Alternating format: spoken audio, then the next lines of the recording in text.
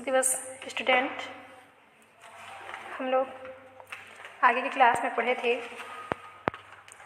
Latex enthalpy तक पढ़ चुके थे, लेकिन मैं बोली थी कि साल्वेशन ऑफ हाइड्रेशन आप आयन को पढ़ेंगे, लेकिन इससे पहले मैं सारे एंथैल्पी के टाइप्स को ख़त्म कर देती हूँ, उसके पश्चात ये समझ में आएंगे आगे। ठीक है, अगला है एंथैल्पी ऑफ एटोमाइजेशन, मीन्स अणुभंजन की एंथैल्पी।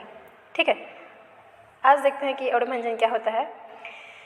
किसी अणु को उसके अवयवी तत्वों के गैसीय फॉर्म में, ठीक है, किसी अणु को उसके अवयवी तत्वों मतलब उसी के भाग ना, उसी मतलब किसी अणु को उसके अवयवी तत्वों के गैसीय परमाणु में वियोजित, मतलब ये तो सबसे पहले क्या में रहेगा, अणु में, लेकिन हमको उसको किस में लाना है, परमाणु में। ठीक है, जो हम लोग अभिकारक में लेंगे वो अणु के फॉर्म में रहेगा, लेकिन जब वो प्रोडक्ट बना लेगा तो कौन से फॉर्म में आएगा, एटम के फॉर्म में। ठीक है, तो किसी अणु को उसके अवयवी तत्वों के गैसीय परमाणु में वियोजित करने पर होने वाला एंथैल्पी परिवर्तन। अब यहाँ फॉर एग्जांपल हाइड्रोजन है, अणु के रूप में है यहाँ पर गैसीय स्टेज में, लेकिन अब इसको हम लोग क्रिया करवाते हैं तो ये क्या होता है, एटम के रूप में। यहाँ पर 2 हाइड्रोजन के रूप में प्राप्त हुआ हम लोग को गैस के फॉर्म में। तो हमारा डेफिनेशन क्या कहता है, किसी अणु को उसके अवयवी तत्व के गैसीय परमाणु में वियोजित करने पर होने वाला एंथैल्पी परिवर्तन अणुभंजन की एंथैल्पी कहलाता है। ठीक, इसे किसे शो करेंगे, डेल एच ए, एटोमाइजेशन है तो। ठीक है, एग्जाम्पल निर्जलीकरण के लिए अणुभंजन एंथैल्पी का मान कितना आता है, 435 किलो जूल मोल -1। इतनी ऊर्जा की मात्रा एक ही मोल में, देखो यहाँ पर 1 मोल लिए हैं। ठीक है, तो इसको गैसीय हाइड्रोजन परमाणु में विघटित होने के लिए कितनी की आवश्यकता है, इतनी की। ठीक है, यहाँ पर मेथेन को लेते हैं, गैसीय स्टेज में है, यहाँ से कार्बन और हाइड्रोजन को एटम के फॉर्म में चेंज करना है। ठीक है, अब यहाँ पर कार्बन गैस के रूप में चेंज हो गया, यहाँ पर हाइड्रोजन जो अणु के फॉर्म में था 4 अणु के में, यहाँ क्या हो गया, 4 परमाणु। ध्यान देना, परमाणु और अणु दोनों एक दूसरे से बहुत ही अपोजिट है। परमाणु मतलब 1 और अणु मतलब 2। ठीक है, जैसे ये एटम है, लेकिन ये दोनों क्या है, मॉलिक्यूल, अणु। ये परमाणु है, ये अणु है, अणु के एक भाग को इसको क्या बोलते हैं, परमाणु। ठीक है, तो यहाँ पर क्या हो रहा है, ये अणु से क्या बन रहा है, परमाणु। आ गया समझ में। ठीक, और यहाँ पर सोडियम सॉलिड के फेज में है, यहाँ पर गैस के फेज में आ गया। ठीक, इसके लिए एंथैल्पी परिवर्तन 108.4 किलो जूल, इसके लिए कितना है, 1665 किलो जूल। ठीक, तो फर्स्ट हमारा क्या बताता है, अणुभंजन की एंथैल्पी के लिए बंध विघटन एंथैल्पी के समान ही है। बंध विघटन एंथैल्पी आगे पढ़ेंगे, केवल सेकेंड अणुभंजन की एंथैल्पी को बताती है, सिर्फ ये। ठीक है, यहाँ हम जो बंध विघटन की एंथैल्पी पढ़ने वाले हैं उसमें गैसीय फॉर्म में जो रहता है हमारा अणु, वो फिर से गैसीय फॉर्म में परमाणु में चेंज हो जाता है। इसका अभी मतलब आगे बढ़ते जाएंगे। और ये थर्ड, ये एंथैल्पी सब्लिमेशन एंथैल्पी का है, मतलब ऊर्ध्वपातन की एंथैल्पी, जो कि हम लोग अभी नहीं पढ़े हैं। तो ऊर्ध्वपातन की एंथैल्पी में से सॉलिड फेज से गैस फेज में चेंज होता है, इसीलिए इसको नोट कर लेना। इसमें से यही हमारा सिर्फ क्या है, अणुभंजन की एंथैल्पी को बताती है। ठीक है, बाकी ये इसी का है, लेकिन मतलब इस टाइप से चेंज होते हैं, उसमें बता रहा है कि ये बंध विघटन एंथैल्पी के मतलब बॉन्ड डिसोसिएशन, ठीक, उसमें चेंज होता है। और ये किसके लिए, सब्लिमेशन, ऊर्ध्वपातन के लिए। ठीक है, अब इसका यूज़ देख लेते हैं, use of enthalpy of atomisation. अणुभंजन की एंथैल्पी का उसका यूज कहाँ कहाँ होता है, एंथैल्पी ऑफ बॉन्ड डिसोसिएशन, ठीक है, मतलब बंध को अलग करने में, उसको तोड़ने में। और एंथैल्पी ऑफ रिएक्शन, ठीक, अभिक्रिया की एंथैल्पी का डिटर्मिनेशन करने के लिए यूज़ किया जाता है, किसका, हमारा एंथैल्पी ऑफ एटोमाइजेशन का। आ गया समझ में। नेक्स्ट है, देखो, phase transformation and enthalpy change. ठीक, मतलब प्रावस्था संक्रमण। फेज मतलब प्रावस्था, ट्रांसफॉर्मेशन उसमें परिवर्तन, एंथैल्पी चेंज किसके, एंथैल्पी में परिवर्तन। ठीक है, फेज ट्रांसफॉर्मेशन, प्रावस्था संक्रमण एवं एंथैल्पी परिवर्तन। देखो, हम जानते हैं कि ठोस को द्रव को गैस में परिवर्तित करने के लिए किसकी आवश्यकता होती है, एनर्जी की। ठीक, तो ठोस का द्रव में परिवर्तन गलन क्या बोलते हैं? जब ठोस को हम लोग क्या में परिवर्तन करते हैं? द्रव में परिवर्तन करते हैं तो वो हमारी क्या एंथैल्पी हो जाएगी? गलन। और जब द्रव को हम लोग गैस में परिवर्तन करते हैं तो उस एंथैल्पी को क्या बोलेंगे? वाष्पीकरण। आ गया समझ में? सिर्फ दोनों का अल्टरनेट है, क्या है? ठोस का द्रव में, द्रव का ठोस में। तो जब हम लोग ठोस को जब द्रव में परिवर्तित करेंगे तो उसको गलन की एंथैल्पी कहेंगे, और द्रव का जब गैस में परिवर्तन करेंगे तो क्या कहेंगे? वाष्पीकरण की एंथैल्पी। और इन दोनों में जो सामूहिक रूप से परिवर्तन होता है, किसमें किसमें? हमारा गलन की एंथैल्पी और वाष्पीकरण की एंथैल्पी। इन दोनों अवस्था में जब सामूहिक रूप से प्रावस्था संक्रमण हमें देखने को मिलता है, उनकी जो अवस्था है उनमें क्या चेंजेस हो रही है, इसको जब हम लोग देखेंगे तो इसको क्या बोलेंगे? देखो, प्रावस्था संक्रमण किसमें किसमें? हमारे गलन की एंथैल्पी और वाष्पीकरण की एंथैल्पी। इन दोनों में जो चेंज होगा उसको क्या बोलेंगे हम लोग? Phase transformation of enthalpy change. ठीक है, तो अब इसका टाइप्स देख लेते हैं फेज ट्रांसफॉर्मेशन के। कौन कौन से हैं? गलन की एंथैल्पी और क्या है? वाष्पीकरण की एंथैल्पी। ठीक, और एक है ऊर्ध्वपातन की एंथैल्पी। फर्स्ट है, देखते हैं एंथैल्पी ऑफ फ्यूजन, जिसको क्या बोलते हैं? गलन। ठीक, मतलब गलना किसका? ठोस का। किसमें? द्रव में।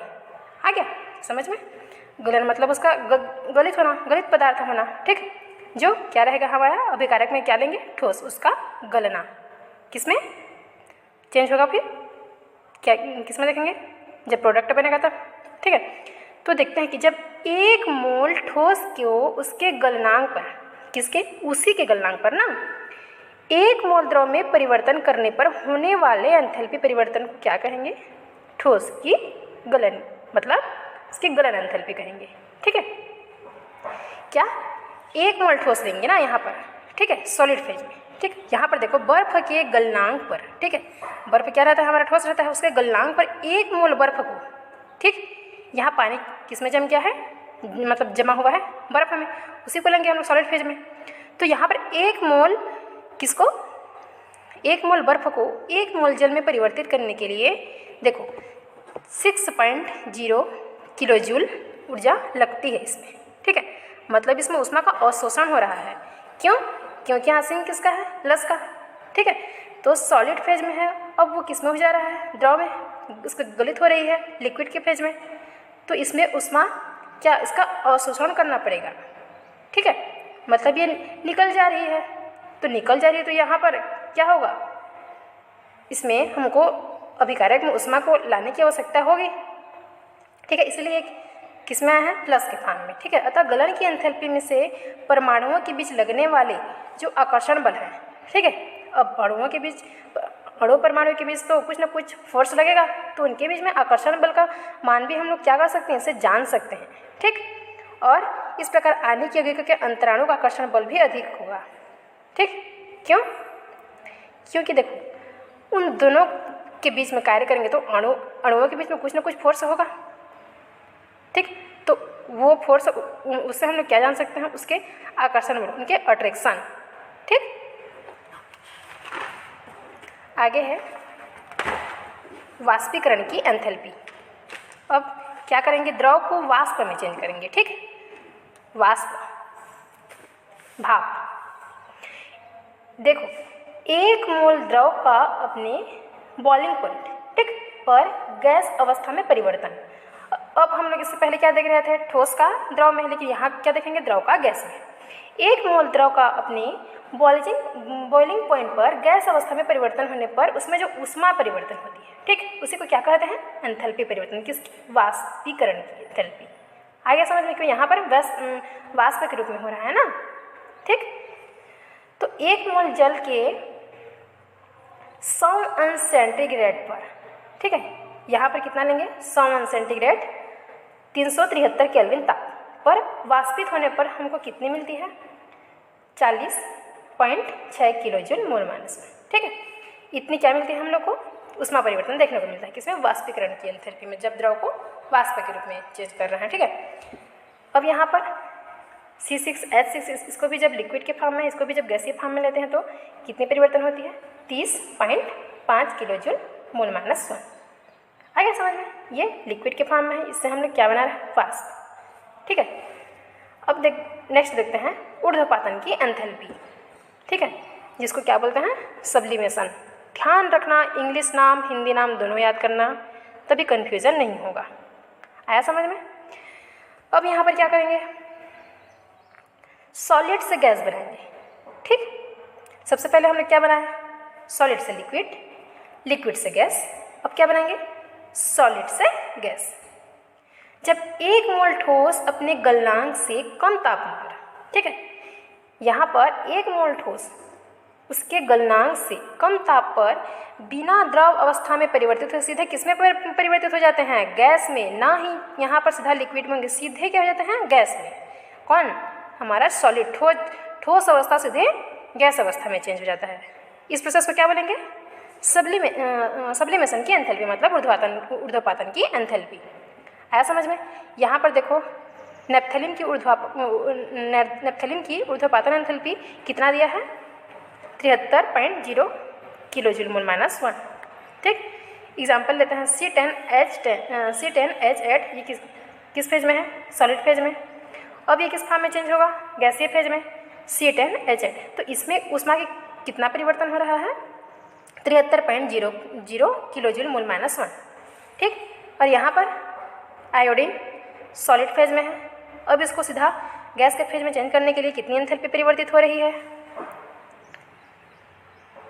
यहाँ 62.4 किलोजूल। अब देखो, गलन की एंथैल्पी हो गया, वाष्पीकरण की एंथैल्पी हो गया, लेकिन सब्लिमेशन में इसका फार्मूला है, सब्लिमेशन की एंथैल्पी को संलयन की एंथैल्पी और वाष्पीकरण की एंथैल्पी, मतलब संलयन मतलब गलन होता है ना, एक और नाम से ये इसको जाना जाता है, किसको, हमारा गलन की एंथैल्पी को। ध्यान देना, संलयन की एंथैल्पी और वाष्पीकरण की एंथैल्पी, इन दोनों का योग होता है कौन, हमारा ऊर्ध्वपातन। तभी नहीं ये सीधे सॉलिड से गैस बन रहा है। ठीक, और इसमें क्या देखे थे, इसके जस्ट बाद वाला मतलब स्टेज चेंज हो रहा है। जैसे यहाँ गलन की एंथैल्पी में देखिए, सॉलिड से सीधा लिक्विड, और यहाँ लिक्विड से उसके बाद गैस, लेकिन यहाँ सीधा सॉलिड से सीधा गैस बन रहा है, ना कि बीच में कोई द्रव परिवर्तित हो रहा है। आया समझ में? तो इसका फार्मूला क्या हो जाएगा, del sublimation is equal to del H. ठीक, क्या होगा, फ्यूजन और डेल वेपोराइजेशन। सॉरी, यहाँ पर एच होगा ना, del H, del H, del H vaporisation, ये वाष्पीकरण की एंथैल्पी को शो करता है, ये गलन की एंथैल्पी को शो करता है, फ्यूजन, और ये क्या है, सब्लिमेशन। ठीक, इन दोनों का योग किसके बराबर होगा, ऊर्ध्वपातन की एंथैल्पी। आ गया समझ में? ठीक, नेक्स्ट हम लोग पढ़ेंगे बारहवां प्रोजेक्ट को, थोड़ा सा पढ़ के आइएगा कल। ठीक, धन्यवाद।